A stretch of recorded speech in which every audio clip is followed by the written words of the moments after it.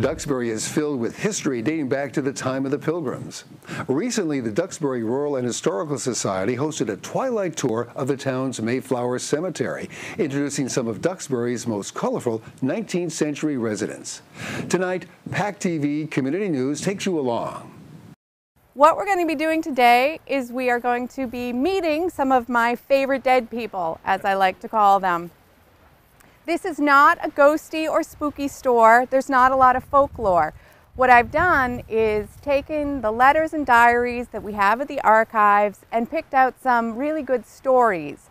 And it's a great way to learn about Duxbury's history and who lived here by going through their graves and talking about them. I think I've got some good stories for you, so I hope you enjoy them.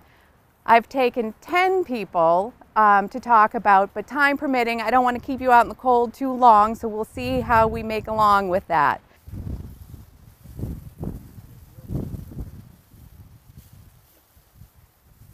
Hannah was a remarkable young woman. At about the age of 13, she had a premonition that she was going to die young, and she would not shake this belief that she was not going to reach adulthood.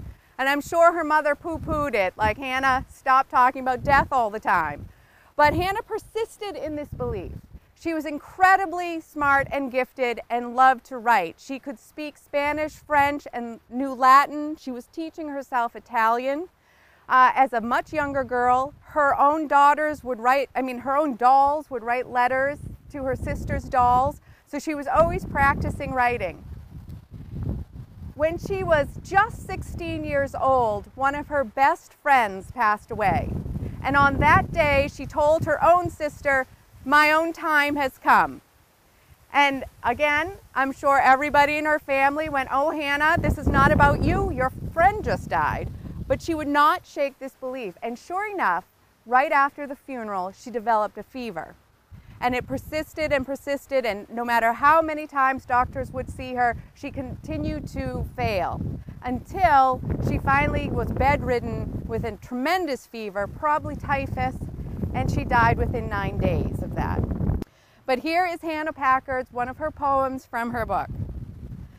Hours of my life, sweet ye they speed away, unrolls the current and I may not stay.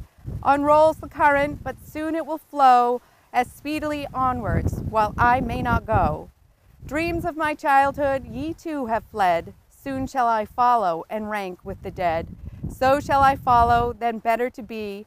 Awakened ere visions seem real to me. Earth, then farewell, we meet not again. So would I part from the dwellings of men. Charlotte Bradford is one of the 4 Civil War nurses buried here in the cemetery. But her service is longer than almost any other nurses in the Civil War. She went down in the spring of 1862 and remained until September of 1865.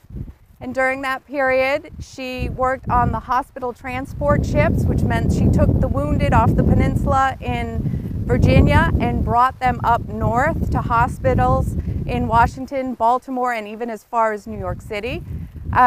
She kept a diary during her entire tenure as a nurse, and that's how I say stories intersect. When she brought patients to New York, she spent some time with Hannah Packard's sister in Brooklyn. So we are always seeing stories interweave with each other. So Lucy Delano must have been a nervous woman, because in the War of 1812, she was petrified that the British were going to come ashore at Duxbury. So much so that she spent days prostrate in bed worrying about it. And wouldn't you know, one day a hue and cry went up that, oh my God, the British are coming. And so Lucy jumped up from bed, gathered all her valuables together, and gave them to her children to run down the street to bury.